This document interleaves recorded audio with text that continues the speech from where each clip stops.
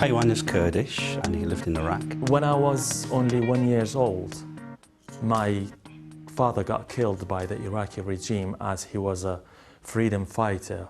It was very, very hard life for us. He entered university in Iraq, but unfortunately due to his political beliefs, he was seized by Saddam's forces and he was held as a political prisoner for about 4 months. We were tortured very, very badly.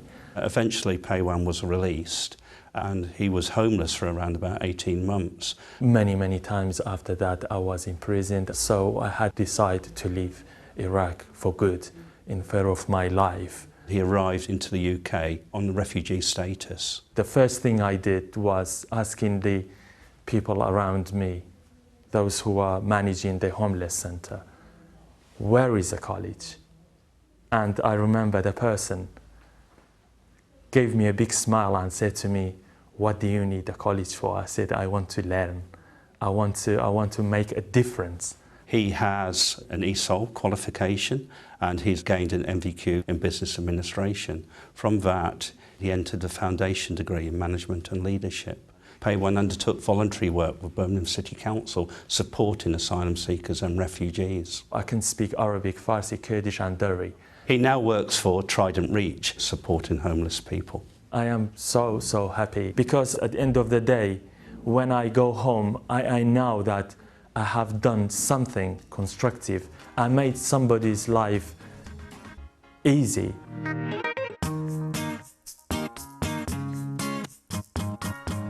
I left school and I didn't really leave with many qualifications. I got lots of support at the hostel where I was living, and at the age of 19 I fell pregnant. I just didn't want to be living on benefits and I wanted to provide for my daughter, so I went to college. She came here to take the foundation degree in computing. To me, I see it as something I had to do. When Fran came to us, she was a single young mother. She didn't have the entry qualifications we normally look for, but she did have one key thing, which is an absolute determination to succeed. I used to work from 4 o'clock in the morning till 12 o'clock at night. When I'd got to the first exam, I broke down crying. It didn't take very long to realise that she'd had dyslexia, and once we knew, well then we could start devising strategies, things she could do to help herself, and from that point on she started to fly. From someone who thinks they're stupid with a low self-confidence to somebody who's getting good grades at distinction level is a big jump for me. I also did work experience for Babcock Marine. I finished my degree and they had a full-time junior information systems engineer role available, and then I ended up getting the job. Getting my full-time job, it means that I can spend more time with Summer. Scary monster skipped after her. Skipped?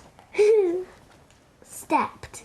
If you work hard, you can get anywhere you want. That was a good story, wasn't it? Yeah. When I was 16, I lived on my own and ended up working for a local company. It was at 32 that I was diagnosed with MS, and my employers medically retired me. Over time, I learned that actually the best way to deal with my MS is to practically ignore it, to deny it. It's so far in denial you wouldn't believe it.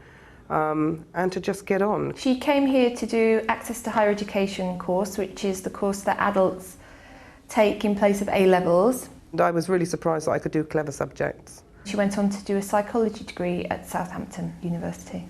Being an adult going to university is really scary, it's intimidating. And I've just never looked back. She continued to MSc and now she's just completed a PhD and is now Dr. L. Bogue. Your correlation coefficient will come up there. I thought it was in my wheelchair then, I was just about to do that.